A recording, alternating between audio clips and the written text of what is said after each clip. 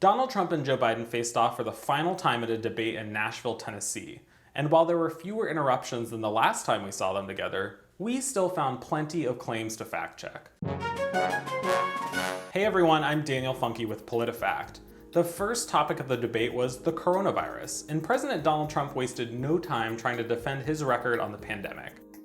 We're rounding the turn, we're rounding the corner, it's going away. This is false. The number of new coronavirus cases is climbing again after declining between July and September.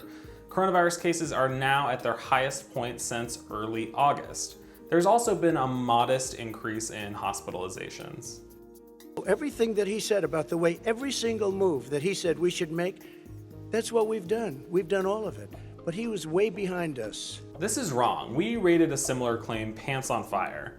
The Trump administration does not have a comprehensive plan for how to combat COVID-19, except for how to distribute vaccines. The Trump administration's primary action was to restrict travel from countries prone to the coronavirus. It also faced difficulty when trying to impose testing across the country. The Trump administration has also not done several things that the Biden campaign has included in its COVID-19 plan.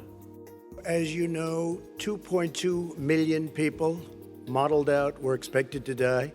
We closed up the greatest economy in the world in order to fight this horrible disease that came from China. Trump's claim about death rates is mostly false. That number comes from a model that looks at what would happen if Americans just lived their daily lives as normal during the coronavirus pandemic. And experts told us that that scenario is pretty unlikely. One consequence of the coronavirus pandemic is an economic recession, and the candidates spent much of the night trading barbs over who is better suited to fix it.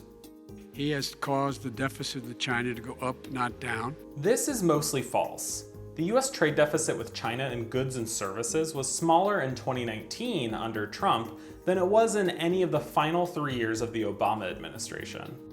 He tried to get rid of, he tried to hurt Social Security years ago. This distorts the record. Biden has proposed several different Social Security plans over his decades-long career in US politics. Today, he is calling for higher monthly checks for some of the oldest Social Security beneficiaries. In the 1980s and 90s, Biden did advocate for some Social Security freezes in an effort to reduce the federal deficit. However, Biden stressed that no part of the government should be spared when trying to balance the budget. Another big topic of the night was Biden and Trump's business dealings abroad. Joe got $3.5 million from Russia, and it came through Putin because he was very friendly with the former mayor of Moscow, and it was the mayor of Moscow's wife. This lacks evidence. When Trump first made this claim, he said that Biden's son Hunter Biden received the money. Now, extending the claim to the vice president himself lacks any proof whatsoever. Has a secret bank account with China. Tax records obtained earlier this month by the New York Times reveal a previously unknown bank account based in China and owned by Trump. The Times reporting also revealed at least 2 other bank accounts based in foreign countries, including the United Kingdom and Ireland. I carried out U.S. policy. Not one single solitary thing was out of line. This is an oversimplification. Experts have said that Hunter Biden's position on the board of a Ukrainian energy company while Joe Biden was vice president did raise ethical questions. Now that said, a Senate Republican committee report found no evidence that Joe Biden used any form of wrongdoing. That's our rundown of the final debate of the 2020 election. For more fact checks of each candidate, go to PolitiFact.com. And for more videos like this, be sure to subscribe.